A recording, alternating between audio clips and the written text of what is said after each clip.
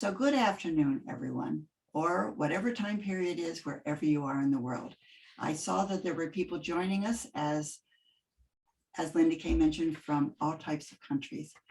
I am Catherine Dunleavy, as she said, and I'm one of the USA Administrative Council members. There are three of us, and you'll hear from all three of us today. You just heard number one from Linda Kay Benning, and during our meeting later, you will hear from Sally Olson.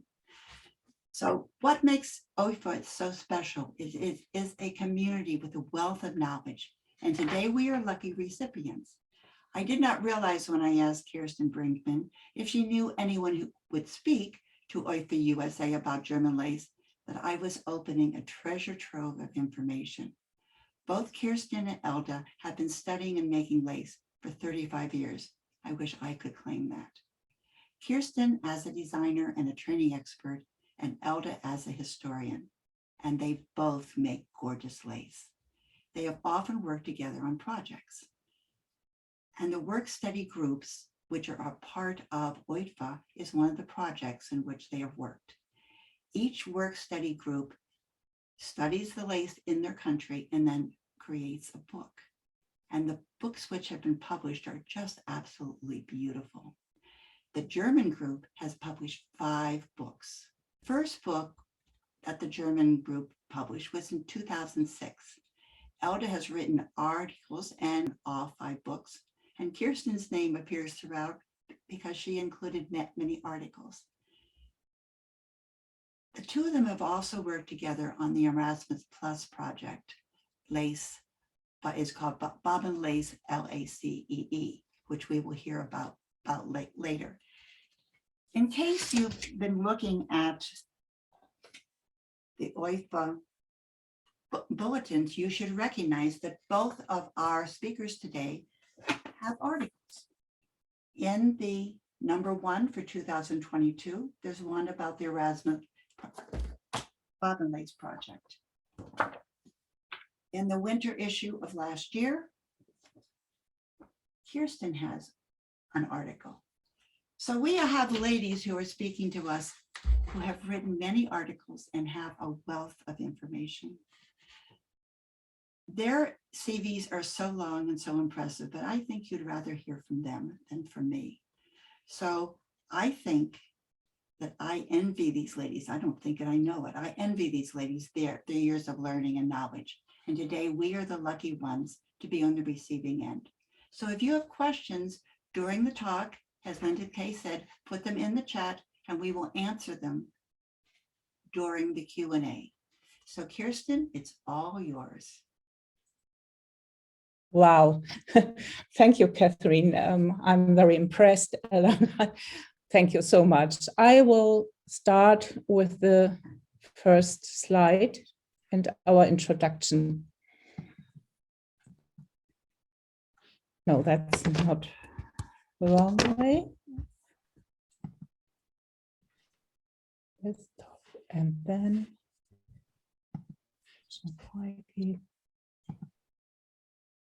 Kirsten told me. Yes, I'm sorry. So I hope you can.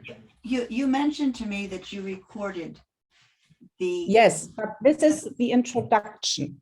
Okay. For the lecture. And please explain to them why you recorded, because I think it's fantastic that you're still willing to join us after all of that. Yes, because I had Corona, as many of us, and my voice was so weak. I was afraid that I couldn't do it in live, so I recorded it in advance. Okay, so thank you, Catherine. Elda and I welcome you very warmly to our little journey through the German lace scene. We would like to thank OIDFA USA and especially you, Catherine, for the invitation. Originally, we wanted to welcome you personally to the 20th OIDFA Congress in Hamburg in 23. So we would like to take this opportunity to accompany you through a small section of the German lace landscape. So if after this lecture you would like to deepen your knowledge of one or the other lace region in Germany and perhaps rework the beautiful patterns that have been carefully reconstructed, the books are available through OIDFA, as you said already, and there are 6 books, not 5, but the 6th book. Long-term OIDFA members have it already because it was a present from OIDFA for the 30th anniversary about the leopards in Hammersburg. Okay, so I will start my presentation.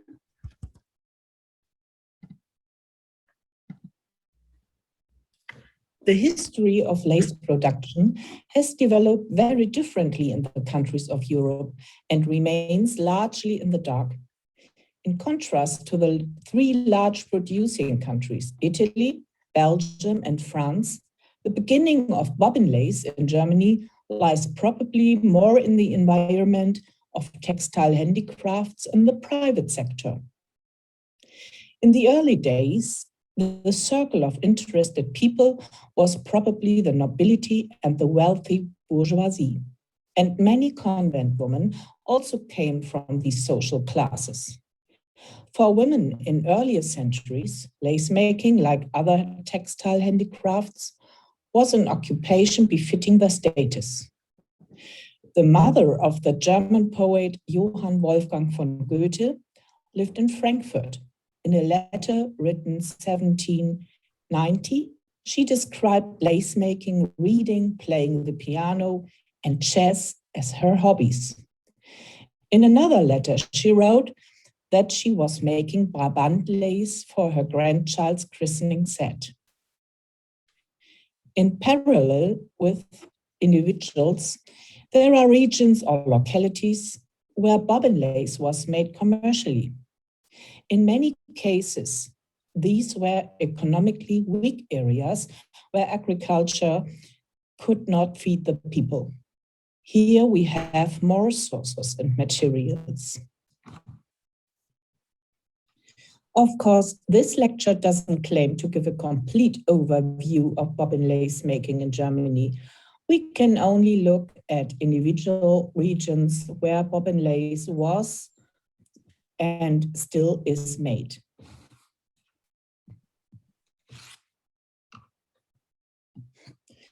So please, let's start our journey through Germany in Hammersburg. It's located between Hamburg and Hanover in the northern part of Germany, with our publication Embellishment for the Head, Leopards from Hammersburg.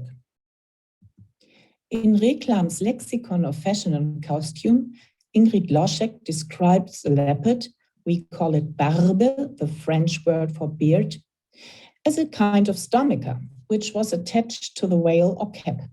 She defines the 18th century leopard as a band of whitework or lace, which formed a decorative trimming for the cap.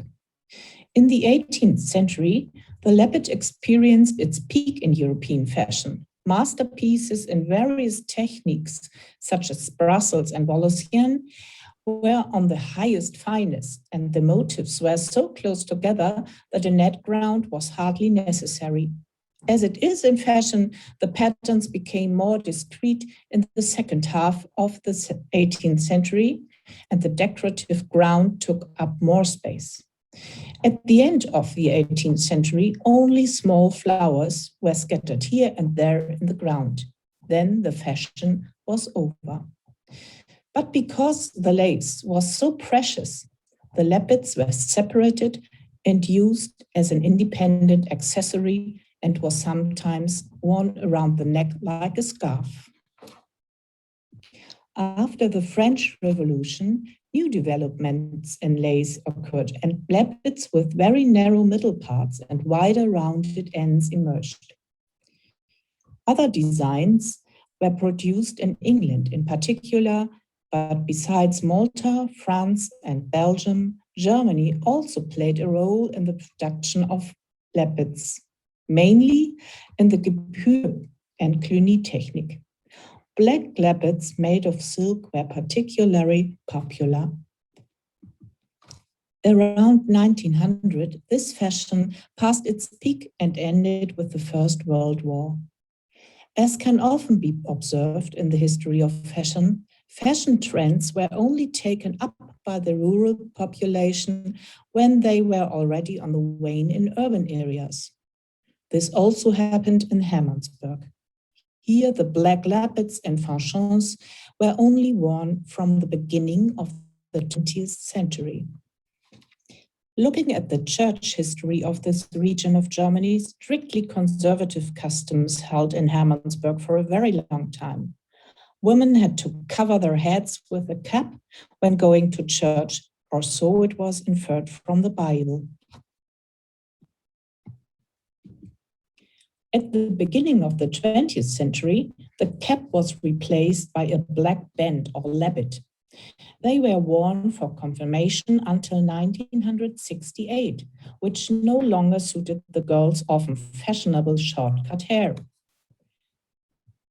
The lappets for the confirmation of the young girls were no longer used after marriage and were replaced by fanchons that had a broadened pattern in the middle part. It's also reported that elderly women liked to be buried with their lappets around their heads. The old lappets wore out because the black silk was already strained by the dyeing process and quickly showed damage at the binding points. Many of these lappets from this region are still preserved today and can be classified as belonging to the Erzgebirge, the Ore Mountains Gipür. You can find them in various catalogs and books. But links with Denmark in the region of Tønder are also conceivable. Black silk lappets of a similar kind are on display in the museum in Tønder. In addition, there is a narrow lappet in Hammersburg, which is identical with the large pricking from the south of Denmark. When reconstructing these patterns, it was remarkable how many technical details were used. And even if we no longer wear lappets today, the book with its interesting different technical solutions may inspire new uses, for example, for a belt or a jabot. Dear OIDFA members, next station Liebernow, also located in the northern part of Germany, and our publication about Liebernow laces. Point de Lille lace was made in Liebernow for a long period of time.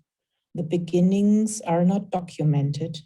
Probably Protestant refugees from Flanders brought lace making to Liebernow. However, if we compare the lace making equipment and the type of lace with those from other European regions, we notice great similarities with those from Tønder in Denmark. In 1766, 250 people were engaged in lace making. Poverty was so great that the lace makers sold their work underpriced directly from the pillow, although the laces were not the commercial length. This changed only when the merchant Wilhelm took over the organization of production and distribution. In the contract with the Royal Chamber in Hanover, which regulated the financial affairs of the principality, the elector was also King of England. Wilhelm undertook to support the bobbin lace schools so that a good quality of lace could be achieved. He provided the threads and made sure the patterns were fashionable. At the instigation of King George III, English patterns came to Liebernow for reworking in 1774. Although the lace designs apparently came from abroad, the Liebernow lace makers managed to give their Point de Lille laces an own character through modifications. The laces have a lot of ground in which the floral motifs are loosely arranged. Typically, there are groups of square tallies in the ground. The motifs are surrounded by scalloped outlines. The outer edge contains several contour threads that give stability to the lace. Another beautiful example for a cap with Liebernow lace. For a few years, the production of lace went very well. Even lace makers from the surrounding countryside were employed. But after William retired, no one took responsibility and things fell into decline. The lace makers were dependent on the peddler trade for the distribution of the laces. In the 19th century, lace making decreased more and more. Children no longer attended bobbin lace school full-time, as general schooling was compulsory. Hawkers often traveled for weeks from village to village and sold the laces at the house stores. Pointe-de-Lille lace was sold from the middle of the 18th century. But the lace caps which we reconstructed come probably mostly from the 19th century. Now we travel to the Schwaben, which is famous not only for its lace, but also for its beautiful white embroidery. Nevertheless, our publication is named Masterpieces in Blue, and I would like to tell you why. At the outskirts of the Schwaben countryside lies the small town of Neukirchen, where bobbin lace was made in the 18th and 19th century. In archive documents from 1775, lace makers are also mentioned among the tradesmen of Neukirchen under single females. Single women, whether unmarried or widowed, were often on the lowest social rung. This indicates that the work of lace making was very poorly paid. It's not clear from the sources what kind of lace was made and how it was sold. However, it can be assumed that traders were responsible for sales, including at the fairs. From these dealers, the lace makers also obtained their material, and it was not always sufficiently available. A decline set in because due to the poor payment, one hardly made an effort to deliver quality work. Middle of the 19th century, it seems that there were no more lace makers who could have helped to improve the quality. Buyers often preferred machine lace because it was more uniformly worked.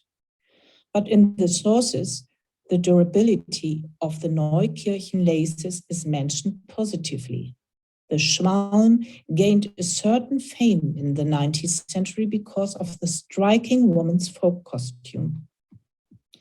Lace was used on it, namely as a border design for the communion overcap, here with point ground lace. This picture shows how to wear it.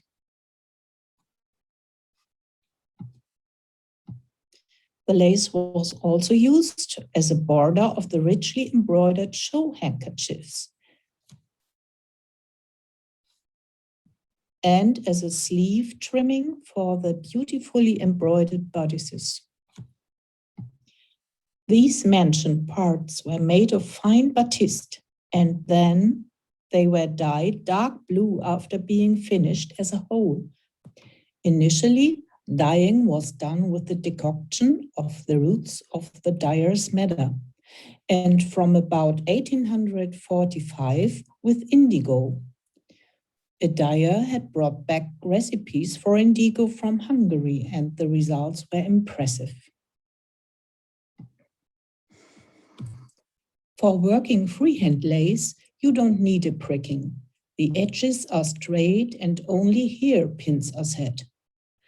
As a result, every move of a bobbin in one direction requires the counter move of another bobbin. This is why freehand lace sometimes looks a bit warped and out of shape. Sometimes it has irregularities.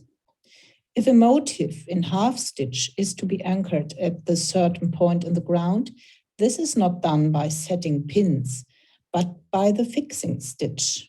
Cross twist, cross twist, cross twist. In the patterns, we often see zigzag lines, diamonds, and hearts in different arrangements. These patterns appear already in the new model book from 1561.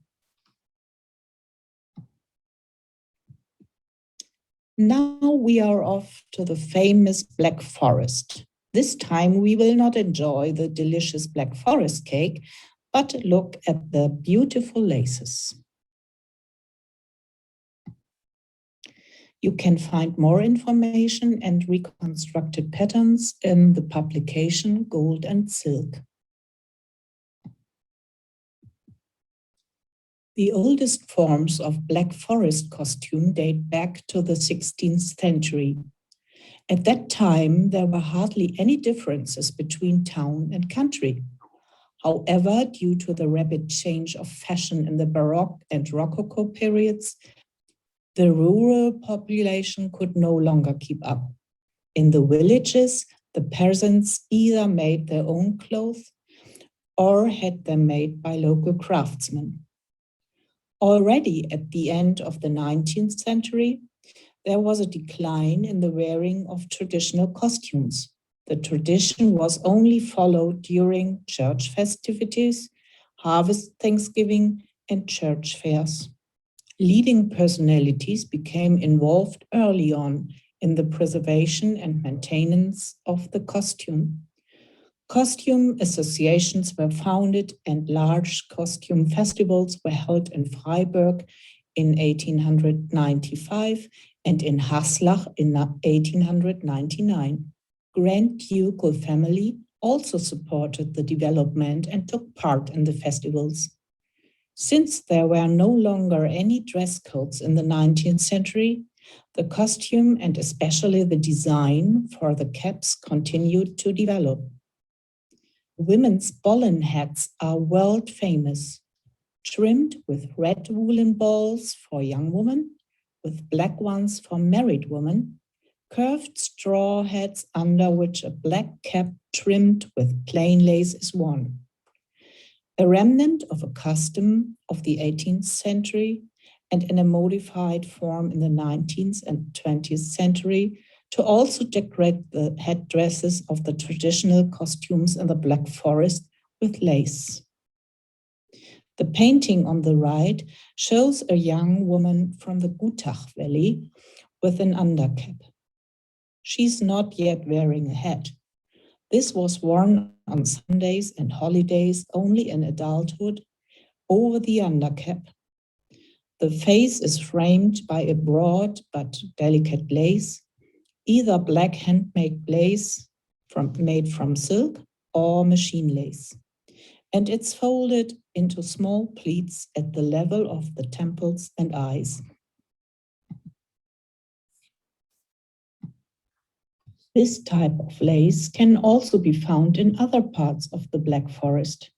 Here is a cap from the northern Black Forest, Eutingen im Gäu. They were worked on the same grid with the same technique and show the same motifs. But it goes even more splendid. On the left side, we see a so-called Flenderlieshaube from the Schutter Valley. Here, the delicate black lace is joined by a cap decorated with gold lace, gold embroidery, glass beads, and sequins. It also represents the wealth of its wearer, and the embroidered motifs are full of symbolism. On the right then, a beautiful cap from the Einbach Valley. The bottom of the cap, consisting of fabric woven with silver threads, is densely decorated with gold and silver embroidery. Large flowers of cut-colored sheets are sewn on with bullion and densely decorated with small punched sheet flowers, sequins and colored round and drop-shaped glass beads. A white moiré ribbon is attached to the top edge and made into a bow. Under the rim, the black lace veil placed in a few folds also appears again. The left cap from the Mühlenbach Valley is called Geli cap, a dialect for yellow. and describes the color of the metal lace. And on the right, a photo of a female citizen of Haslach in the traditional costume from the time of the 19th century. The cap is richly decorated with gold embroidery and a white gold lace. This cap has a black bow in the neck. It's decorated with gold and silver sequins. We now leave the Black Forest for a visit to Dachau and the publication Black and White, the lace on caps from Dachau. Can only take a brief look at the rich tradition of folk costumes. Let's look at the caps again. The women of Dachau bought the materials for the traditional costumes at the markets, which have been documented in Dachau since 1391. As early as the 17th century, there were more than 100 traders. And in the first half of the 19th century, there were even more than 300 different traders. Shown that 1837, 82% of the 39 lace traders came from Arnberg. The first documented mentions of lace making in Arnberg date back to the 17th century and refer to the Marienburg monastery. The convent woman probably taught the women of Arnberg how to make lace. Since the population there had become impoverished after the 30 Years' War. The convent women had their own sales facilities for the lace within the church. But for the laces of the Arnberg women, the distribution was taken over by lace dealers. In 1820, 6 different lace merchants were active in Arnberg. Some of them traveled for months through the markets as far as Munich and Ingolstadt to sell their goods. It's known that black lace for the caps in Dachau was made in Arnberg until about 1840. Then demand flagged. The reports mention only lace made of linen thread. Silk is not mentioned during this period, although most of the caps in the museum in Dachau are trimmed with silk lace. In the 18th century, it's reported that black thread was not available in Arnberg and that the lace was dyed. The lace was wound around a wooden cylinder and each layer soaked with a mixture of soot and linseed oil. Then the lace was dried in an oven, a process which produced an unpleasant smell. It's not recorded whether this was an exceptional solution or whether it was the usual method. Unfortunately, neither patterns nor lace prickings, which could have been used to make the lace on the caps in Dachau, have been kept in Arnberg. However, the trade relationships suggest that the lace shown in this publication was almost certainly originally made in Arnberg. As everywhere, the caps of young girls differ from those of married women. The lace of these caps are white, and you can find many different grounds between lush floral motifs. For example, Pointe de Paris, snowflakes from Binche, Flanders, and Tranchant. Our last destination for today is Franconian Switzerland and our publication For Head and Neck Lace on Scarves from Franconian Switzerland. Characteristic of the traditional costume in Franconian Switzerland are the beautiful head and shoulder scarves decorated with lace. There is no lace on the clothing itself. The decoration of the scarves turns everyday costume into festive costume. On the one hand, there is the Ninderbindtüchler, a lace-trimmed silk scarf that is artfully folded in various ways and tied around the neck. Back. It's a large, colorful silk scarf, 1.40 m by 1.40 m, also called black scarf because it has a black background with a multicolored edge pattern and black lace around the edges. The lace is about 6 to 7 centimeters wide and gathered so that it lies in many little unpressed pleats. It's placed around the neck on top of the shoulder silk scarf with knotted fringes, which is yet another 1.40 m to 1.40 m. To protect the precious silk, a little cotton or linen scarf can be worn around the neck under the Ninderbindtüchler. There are still some old scarves trimmed with handmade bobbin lace. And now the white scarves, the horned head scarves.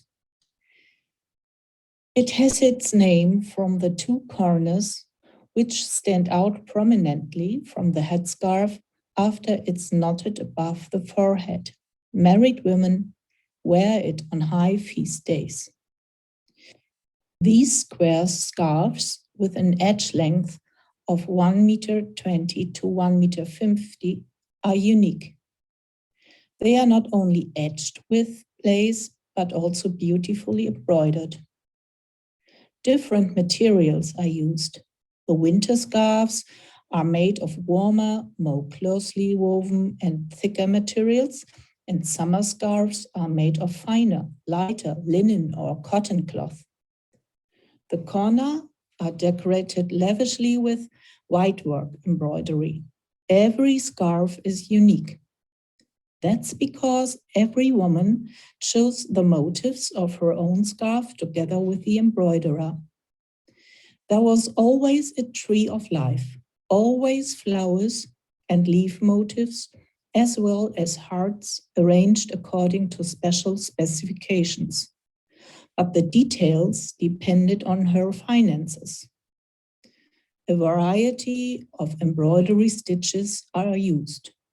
Chain stitch, blanket stitch, satin stitch, punch stitch for drawn fabric work within the hearts and centers of the flowers, or alternatively eyelet holes in the small scattered flowers. The tree of life is embellished with simple little red initials. According to oral tradition, the embroideries were originally produced in monasteries as commissioned work. Later, the cloths were embroidered locally by women who received domestic training in monasteries in Lower Franconia, which also included learning white embroidery. This can be traced back to 1850. Types of these white scarves are distinguished, which well-endowed peasant women wore on different occasions. One scarf without a lace edge as a mourning scarf. One with narrow lace for minor feast days, and one with an extravagant lace edging for the highest feast days. They are hemmed and trimmed with lace on all four sides. The wealth of the person ordering it was reflected in the width, 6 or 7 centimeters wide, and fineness of the lace, and last but not least, the fineness of the embroidery. And the type of lace? It's exquisitely worked Flemish bobbin lace from the late 18th and 19th century with flower patterns which go with the patterns of the embroidery. It can be handmade bobbin lace or machine lace. At the corners, the lace is gathered into little unpressed pleats. Next to the tree of life, there is a longer part of ruffles. Around the corners with the small whitework motifs, a short part, and on the corners with the initials or monogram only at the corner itself. Between the corners, the lace lies flat. If you consider that 10 meters of lace or more is needed, it's easy to understand that there are scarves on which the edging has been put together from different pieces of lace, and that the flat parts often include some machine-made lace. Seeing the scarves is a science in itself, passed down through the generations from mother to daughter. Today, there are hardly any women who still possess this knowledge, as we discovered during the research for this publication. Because it takes some time to bind it, they are often tied in advance and put away at home in this form, so that the woman has only to put it on with a kind of undercap on which the scarf can be fixed. The folded corners that stand out on the left and the right, like horns, are stuffed with newspapers so that they are stiff. It is assumed that the married woman wore these scarves as a sign of their status, as a substitute for a precious and sensational tinsel wreath, which the young girls wore from communion at the age of 12 until their wedding, and from which the wealth of the family and the amount of the wedding dowry could be well deduced. So how did the women in this region get their hands on fine bobbin lace? There are several theories. The most likely is that they were acquired by traders who visited the villages at regular intervals and offered fabrics, haberdashery, and lace. Since century. Our OIDFA publication for head and neck contains reconstructions of black lace from the Ninderbinder-Tüchler and Flemish lace from the beautiful white horns scarves. Thank you for listening.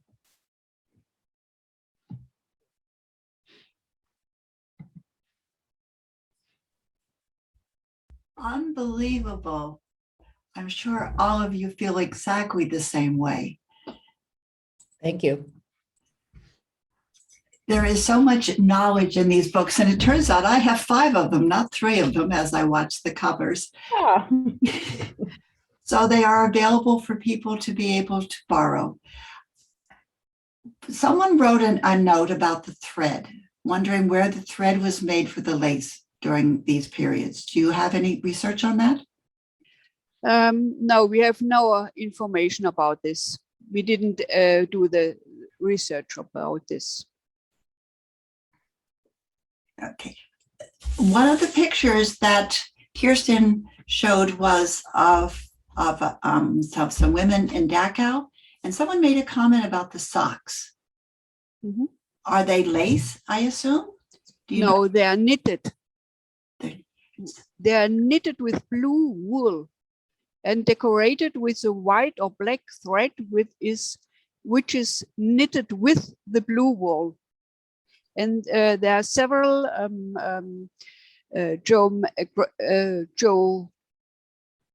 geometric forms which they put together to form a nice Design. sorry, No. yes, design. Design. Would you say that most of the designs were very lace-like in appearance? No, I think these are patterns which are everywhere in textiles. Okay. So if we have people with questions, we need to see them in the chat. Okay, here's one. The Schwaben black laces look somewhat like the Ipswich laces made in Massachusetts in the late 1700s. Was the slide that we saw from the 1700s also? Of the Schwaben lace? I think it was later. Okay. Maybe there is a connection. The Ipswich lace, if Karen Thompson is around, can speak to that a little bit, but it's obviously was done during our Civil War era. And of course it came before and after both. So it continued for quite a while afterwards. And this pattern is very, very similar. It truly is to some of the ones that are in the Library of Congress. So there might be, a connection.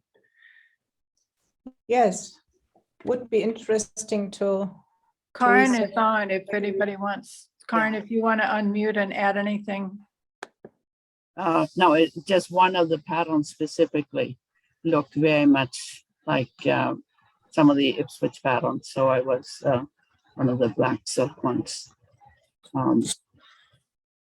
And we are trying to establish where the initial lace makers in Ipswich, Massachusetts might have come from. Who was the teacher?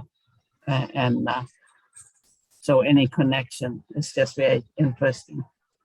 But if I think most of the ones I have seen from Germany in the books are from the 18th century or 1800s. That which would be later. Yeah. I was going to add to that is that I know from other sources that a lot of the things that went on to the folk costumes in the Netherlands and other countries, I'm from Belgium originally, they got a lot of the laces about the time, like you said, that the machine laces became more popular, and therefore there was not a big market for the handmade lace. So some of the laces that were used on these costumes are quite a bit earlier than the actual date of the costume. They were inventory that people had and had no way of selling. So it could possibly be that black lace was made 50 or 100 years earlier, because people had inventory that they couldn't sell. People are asking, are there museums or someplace where we could visit to actually see these lace? Kirsten, I see you nodding. Would you tell us about them? Yeah, there are several museums, of course, in Arnberg, for example, itself, and you can see a lot of lace. We could work on a list for museums and let you know if you are interested. That would be fantastic. I'll add it to the website. Under the recording, there will be a link which will have the list that Kirsten will send me. Yes. That's Yes. perfect. Okay. That's perfect. Okay, so someone is asking about, can you discuss the lace making in, The Ore Mountains. The Ore Mountains.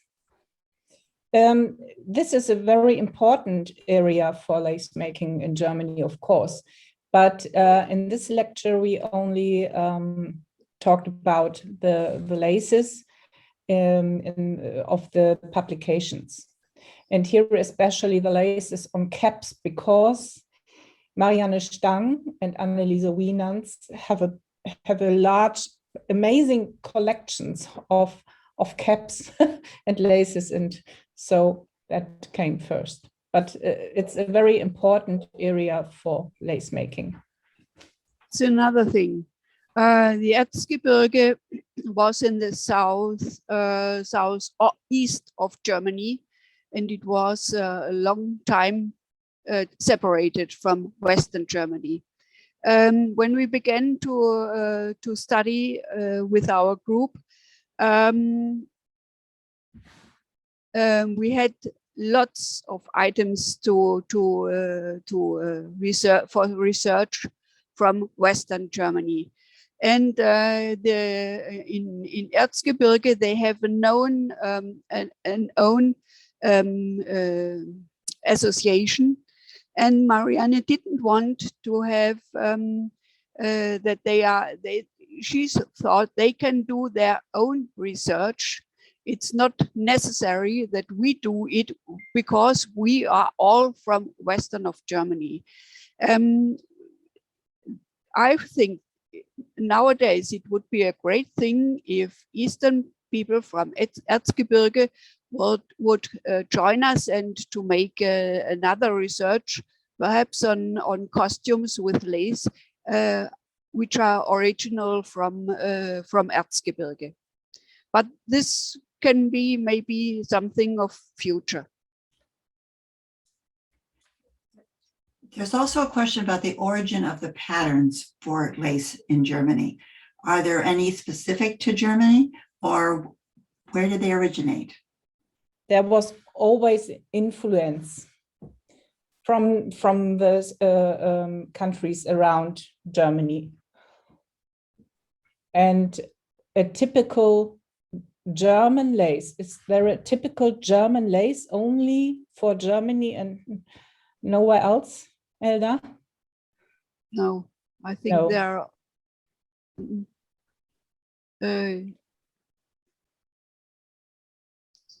Maybe a little bit torsion.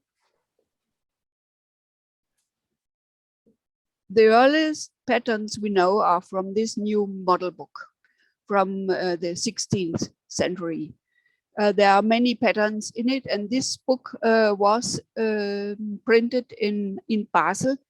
This is a German-speaking area, and this book spread all over Germany, but not only over Germany, but in Europe too. So we have different centers in Europe where we can find the same patterns, and we don't know which pattern or which country or which area influenced another. So it's difficult to say where the patterns are coming from. Erzgebirge and Harz, this is a mountain region in the middle, right in the middle of Germany, are the oldest centers of Germany where lace was made. Lace in Germany was always there made where there were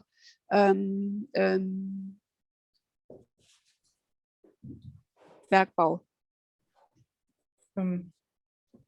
Mining. Where mining was. And because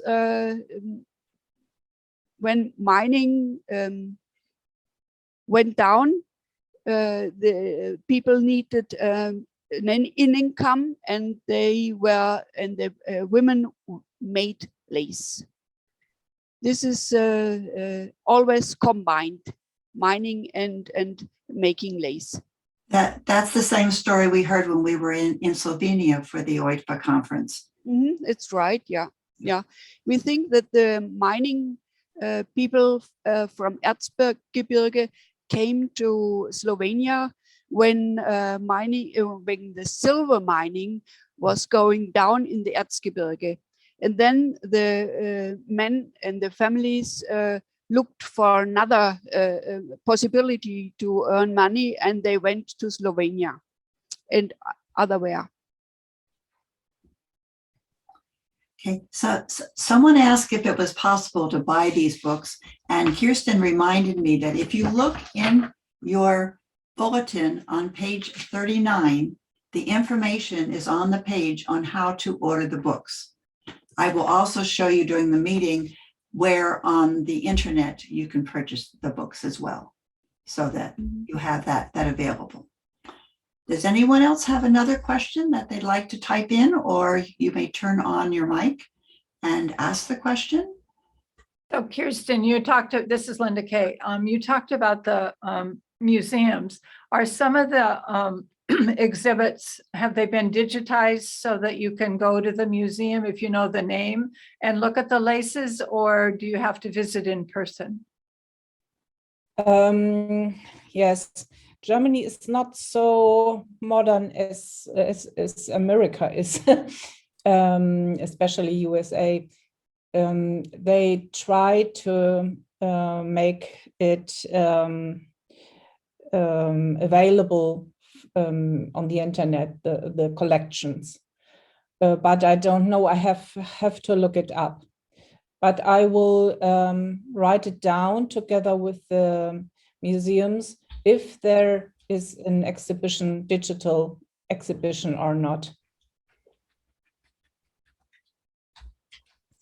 So someone is asking about the black dye, And my understanding of the black dyes today is they are not as fragile and they don't disintegrate the way they used to. Is that your understanding, or do you have any other knowledge about that? Because the black silk disintegrated, I mean, it becomes powder. You can see it in your hand, Yes, just like it did with the fabric in the old ones. But today, it does. does it still do that today? I wasn't. Yes, of course. Yeah. Mhm. It's getting The same damaged problem. Yes. because it was the dyeing process, or this stressed the thread. And so the thread is breaking, and you get, with the time, you get powder. Yeah. So perhaps, ladies, if you want your lace to last very long, you should not use black. Although my children certainly don't want the lace, so maybe it would be a good way to say, okay, it's lived its life, we've enjoyed it, and now they don't have to keep it anymore. They have a reason to pass it on. We have lots of thank you. It's a fantastic program. Thank you for your hard work and sharing. Is the work study group creating another book at this point? Are you doing another area to study? Yes, we're thinking of a new book. Perhaps next year. I don't know exactly now. It will be about metal lace, and we will see how it will work. Mm-hmm. Okay, let's change thoughts for just a minute. Kirsten, would you talk about your dress project, please? Explain to people about the project. Oh, yes. Thank you. Thank you. I don't know if someone already heard from the Red Dress project. It's a project for an embroidered dress, embroidered by artists, embroiderers all from all over the world. And I'm looking, just a minute. Yes, it's conceived by a British artist, Kirsten McLeod. And she was providing an artistic platform for women around the world to tell their personal stories through embroidery. And the dress is now embroidered by more than 200 women from 28 countries. And they also told their stories. And this was for me an inspiration to start a project about a lace dress. And I am overwhelmed by the response, by the great response, and all the new contacts from all over the world. And at the beginning, I thought, okay, if I have enough lace for a mini skirt, that would be fine. But now, in the meantime, I'm sure it will be amazing, an amazing dress. And I'm looking forward to all the stories coming together with the lace, the personal stories from the lace makers. And it's open to every lace maker in the world, not only for experts, also for beginners, and whatever kind of lace they want to make, it's fine for me. It's not restricted to needle or bobbin lace. There are a lot of different lace techniques, I think, tatting and so on, and all lace is welcome. I have not had time yet, but I will add a link to our website, oifa-usa.org. And when we have the meeting, I'll show people where it will be located. Because you're still accepting lace, and you have a date in mind. Please tell everyone about the date. Yes, the date is for sending the dress, the deadline is at the end of this year, because we want to show it at the whatever the Congress will be next year, and I need time to arrange all the laces and to applique them on the fabric. And you wanted to hear from people if they were interested by, what was that? Yes, September? I will send them more information if they want, and registration and the patterns, the sizes for the patterns, so that it comes together in a certain way. Yes.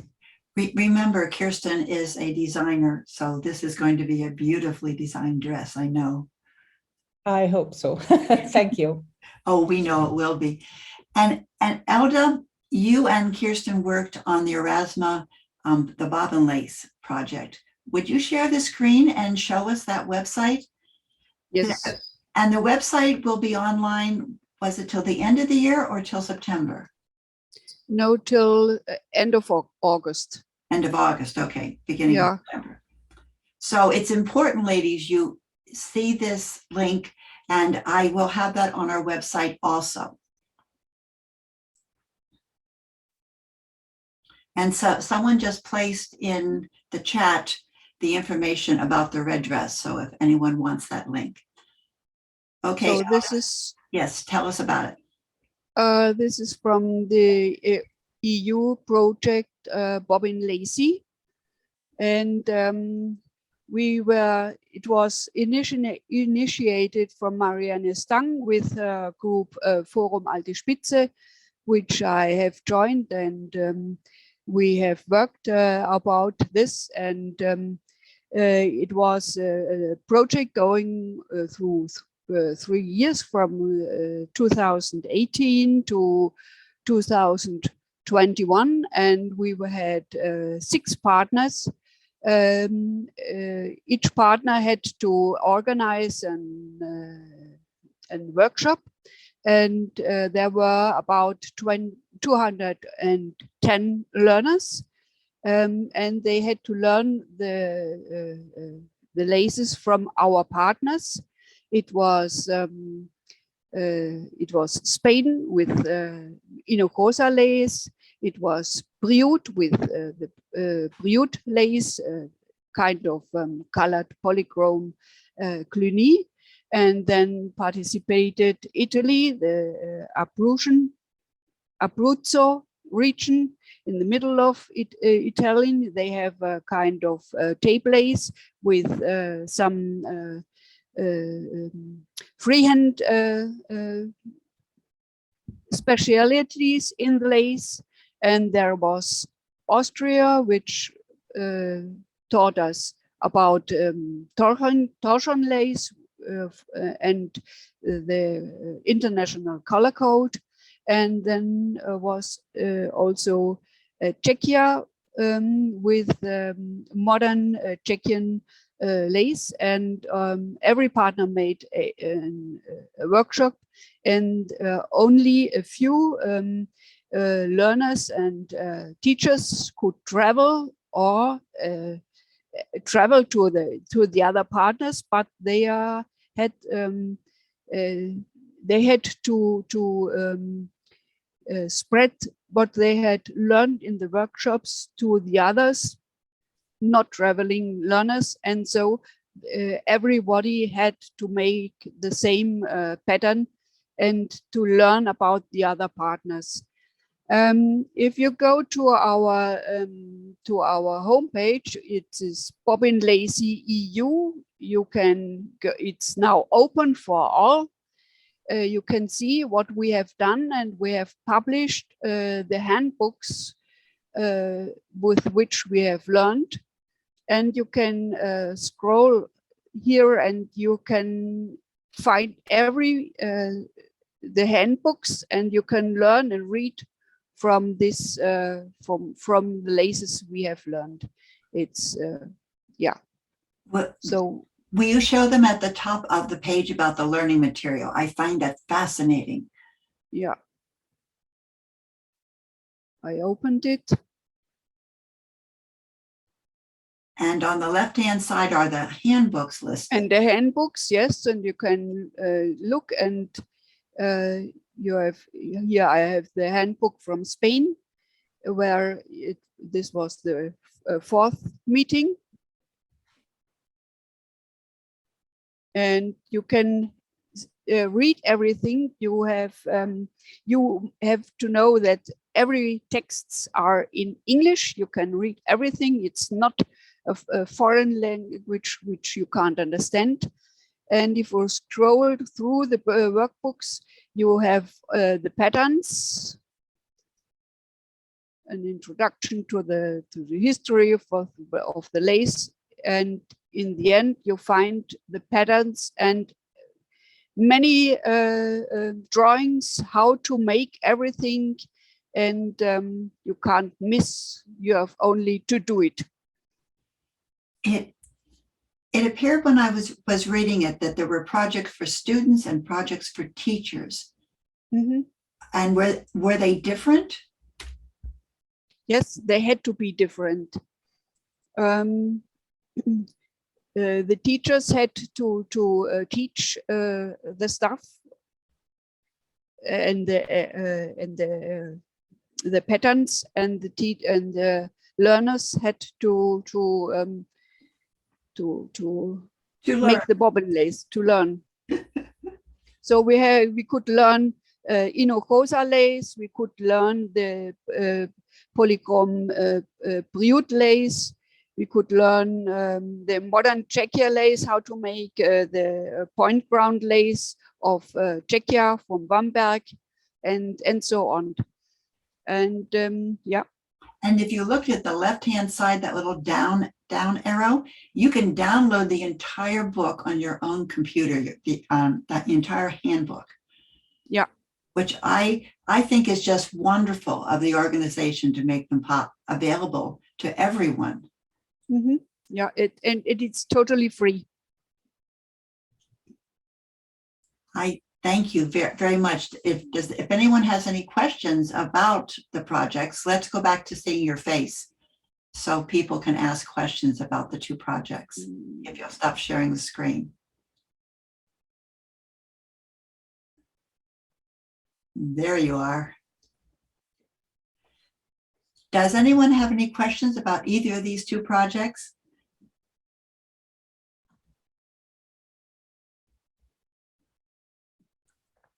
Then I guess we're ready to say thank you so much to Kirsten and to Elda. Thank you to Thank you for inviting us. I didn't know, like I said, what a treasure trove I happened upon when I asked. I didn't realize when I asked you, Kirsten, if you'd say, oh, I'll do it. It was just magnificent, the two of you to share. We're so excited. So thank you. Does anyone else have a question? We have lots of wonderful programs, and thank you. And yes, I will put the websites that these ladies have spoken about on the www.oifa-usa.org. They'll be under the links page, and I'll show everyone where that is during our meeting. But that website is available to anyone around the world. It's not just for USA members. And the recording that you've listened to and the entire program will be on that website also. So I guess we get to say thank you so much, ladies. You're welcome to stay for our meeting, but you don't need to. Yes, I would say. Thank you. Thank you very, very much. So if everyone will change to a gallery view so you can see each other. And I had just a couple announcements that I would like to make. I'd rather not have a big picture of myself. There are a couple things that came up. And Sally, are you available to talk about the bobbins? Yes, just a minute here. Okay, do you want to share the screen, or do you want me to share and I can show the pictures? You can show the pictures. Okay, I will share the screen and we will go to, let's see, that's there. If you go to the OIDFA-USA site on the home page, up at the top, you will see, and I need to make it smaller so I don't see everything. If you go to news and USA Council News, the very top, I put some information about the bobbins. Sally, it's all yours. Okay. In 2020, we were scheduled to meet in Estonia. And when OIDFA has their Congress and we all get together, often they will make commemorative bobbins. And so there were some bobbins that were made for the 2020 event. And then, of course, that was postponed and then canceled due to the pandemic. So we received a message a few weeks ago from Margaret Abbey, who used to be the president of OIDFA. And she said that a journalist, a fellow by the name of Preet Hallberg, had purchased the bobbins that were created for as gifts for the people attending the Congress. And so to help defray the expenses of the Congress that didn't happen, Preet had generously purchased the bobbins. And Margaret said that in return, she was going to purchase bobbins for Australia. And so I contacted Preet and purchased 100 bobbins. I have a large bag of bobbins here.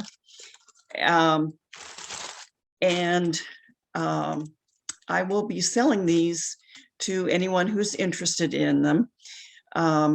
I plan to sell them at the IOLI convention in July. But also, if you're interested in purchasing some bobbins, or perhaps if some of the people in your local group are interested in purchasing some bobbins, contact me and I will sell them to you. The bobbins will be $3 a piece. And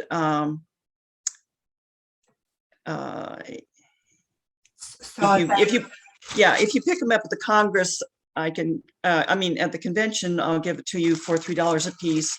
Otherwise, it'll be $3 plus the shipping. And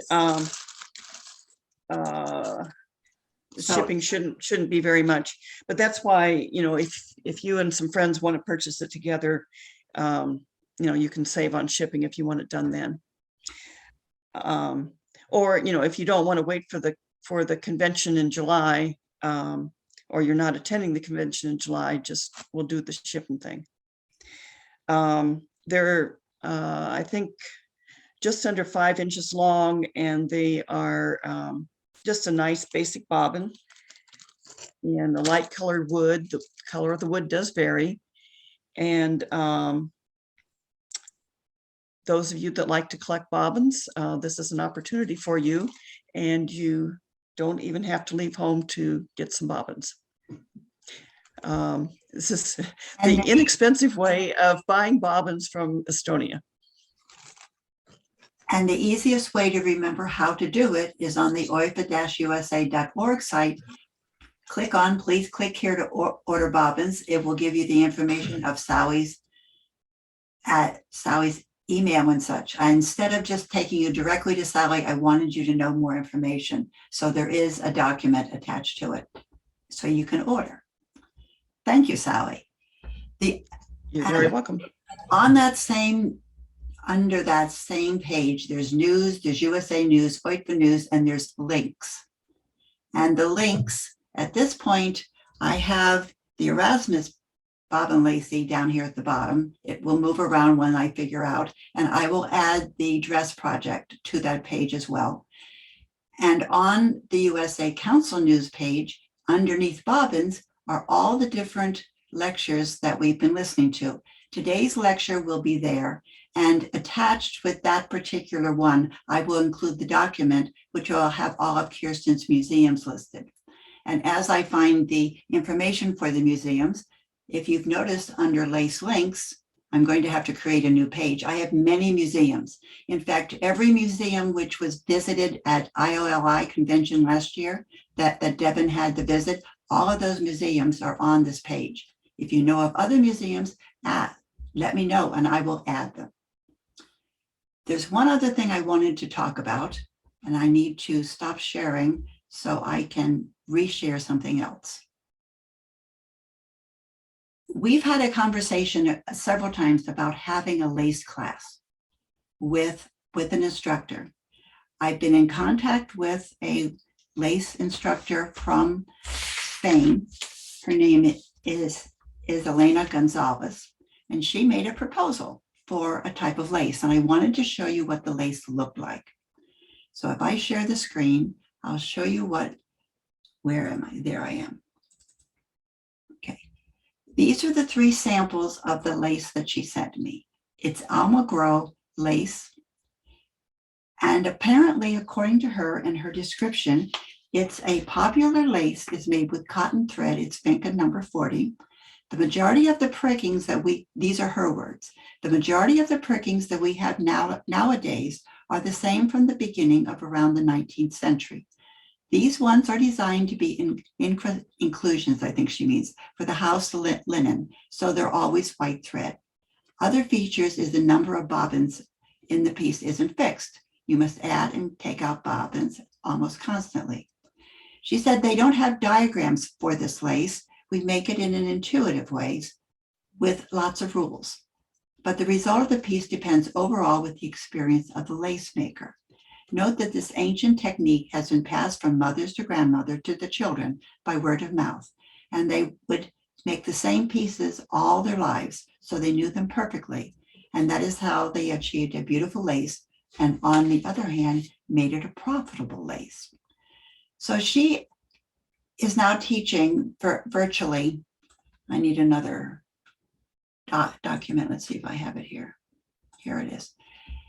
This is the beginning piece that she usually starts people with. She is offering us classes in the fall. She works full-time and teaches full-time, and has been teaching virtually for quite a while. She is suggesting that she would be able to hold classes for 3 hours every other week starting in October.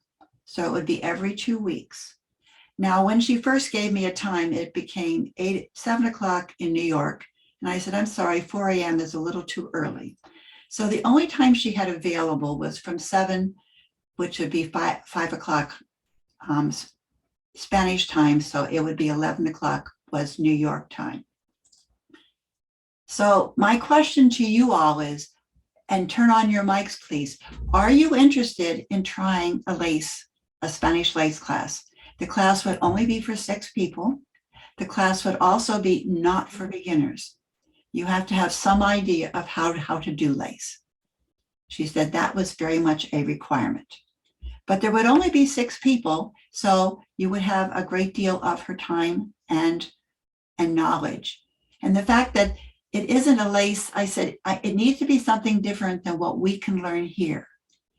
And she suggested that this lace from her area, and there is a museum in her town, which I will add to the list, is one that she thought people might like.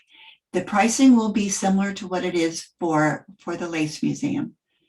It would be 4 times at 3 hours each with a break in the middle, so that you can get up and move around.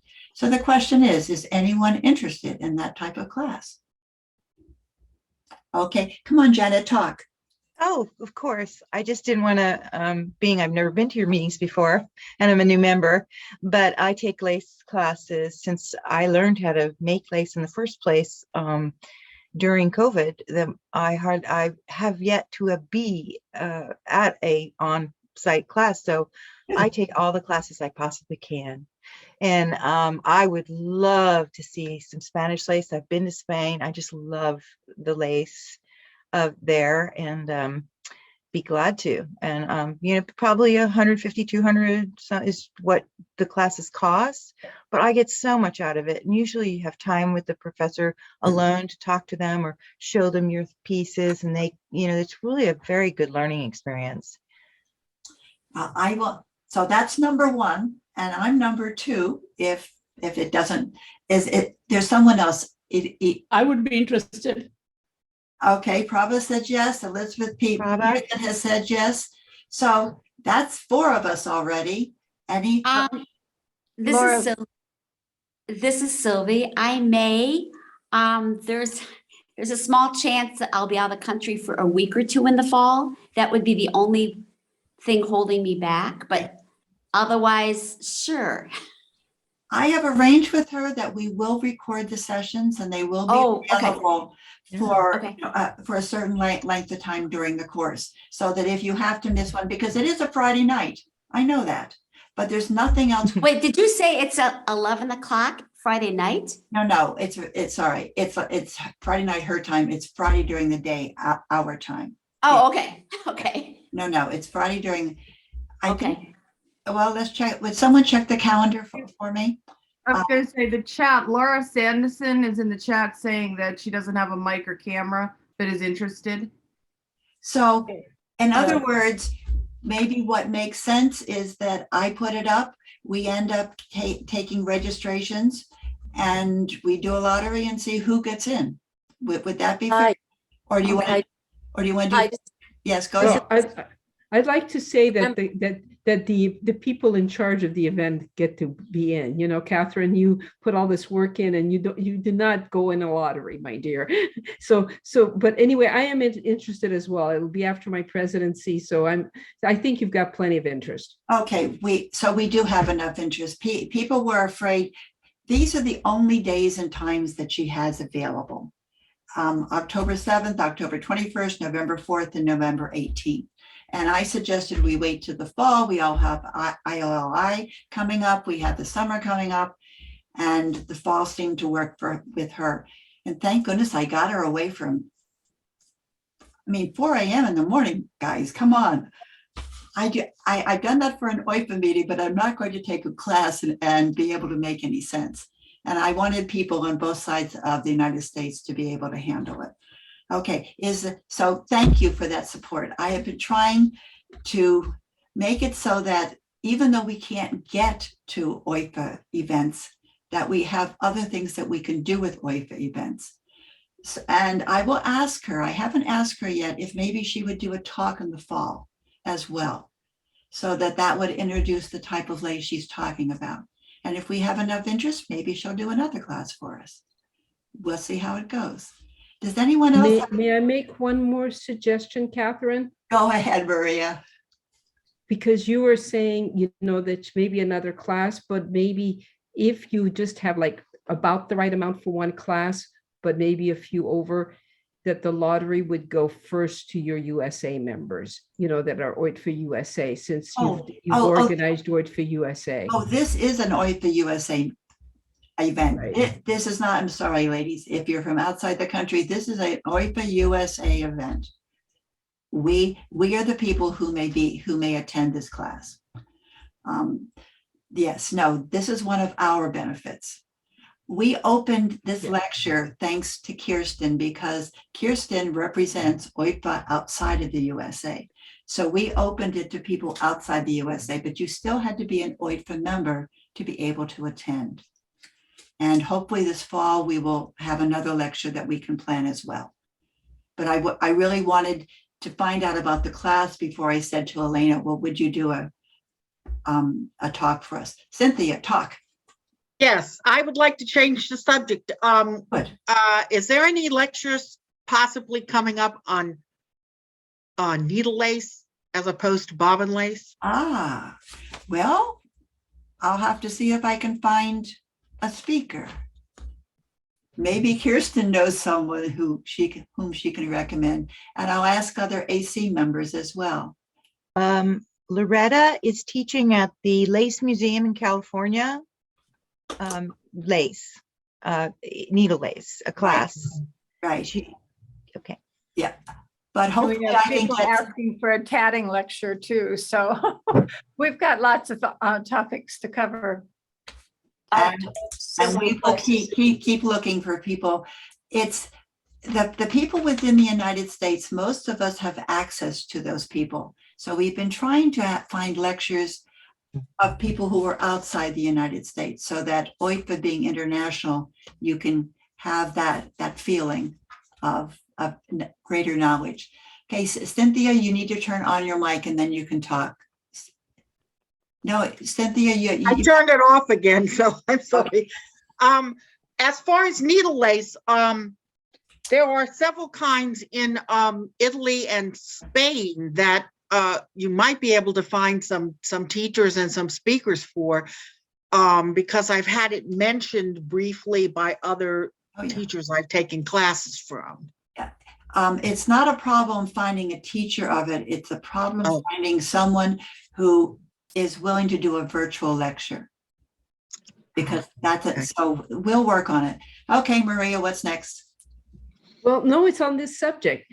So basically, it's getting someone that can do the lecture. Well, Nora, that is Finnegan out of, is doing some things with the Lace Museum, and she of course is from that country, and she's, Irish laces and etc. And so maybe she would be a possibility for a nice lecture, if that's possible. And the other one that I know you've probably thought about is the fact that the Doily Free Zone, our organizer for that, is going to a lot of people outside of bobbin lace this year. So maybe she will have a recommendation for you as well. So I'm just giving you some ideas. Thank you. Carolyn, yes. Carolyn Wenzel might have some. Oh yeah. We will check into it, and needle lace is a really good idea. I like the idea that we were able to do the sprang, because sprang was, I never really thought of it as lace. Sprang to me was a weaving technique. It never even, it wasn't something in my radar at all. Yes. Catherine, this is Carolyn Wetzel. I'm listening in, and I'm taking note, and I will send some suggestions as I think about them, okay, for needle lace speakers, all right? Thank you very much. This saves you an email. Thank you. Right, okay. Any more thoughts? Lori Waters also listening in, and I can give you many ideas for teachers. Thank you very much, Laurie. Unlike Kirsten and many of you, I haven't been around for 35 years. I've only been around for about 12 years, but I love all the exploration that we're able to do. And the fact that all of you are so enthusiastic. I'm sure you found that we didn't like Zoom, but we also got to know a few other people because of Zoom. So it worked out very well. We will have a presence at IOLI. Hopefully we'll have a table. We're working at that. And hopefully we'll have some way of getting together for a meeting. We found a space, and we're working on how we can arrange it. So we will get back to you closer to IOLI once a few other things are figured out. Hopefully, how many people here have signed up for IOLI? How many people are going? Let's see hands. So maybe we'll get to see some of you in person at an OIDFA meeting. And by the OIDFA meeting, we will have more information about the virtual Congress, which will be held next summer for OIDFA, because it will be virtual, but we all know how to use it. So there's no reason for us not to attend it. And think about it. We don't have to pay airfare. We don't have to pay hotels. Yes, we don't get to live in that country, but we still get to learn and enjoy it. So anything else people would like to bring up? Okay, Maria. I just had, since we're closing with and you were saying coming at IOLI, I did want to point out to everyone that's listening is that we did add some virtual classes, and they are open to anyone. It does not matter. And one of the virtual classes that was added is Karen Thompson's Ipswich class. So if you're not able to go to convention, but you really would like to know a little bit more about our early American lace Ipswich, this is such a great opportunity because it's being done virtually, and it will be done actually the week after convention or so. The dates are not fully finalized, but it will not be during convention week for particular reasons. Since Karen decided to allow all of her classes to go virtual, could you imagine doing 3 classes during a week virtually? Her poor little eyes would have gone bonkers. So by moving one to the following week, and maybe it might incorporate 2 weeks, depending on how many how it works out. But anyway, those dates are almost finalized. I had hoped that they would have been for today for you guys to see. But if any of you had thought about doing Ipswich, what a great opportunity. And look at Karen's picture in the background. She's got all our gorgeous laces. She's done so much research on this. Thank you so much for listening. I'll pin Karen very quickly so maybe you can see the laces. Okay, do you see the laces behind Karen there? Aren't they gorgeous? Thank you very, very much, Karen. Okay, so ladies, we will end the meeting. And I noticed, since we're talking about ILLI quickly, I did notice there are still some places in a couple of classes. So if you haven't signed up for it, do so. And don't forget to sign up eventually for the virtual OIDFA. And we'll see you everyone later. Thanks a lot, ladies. Bye.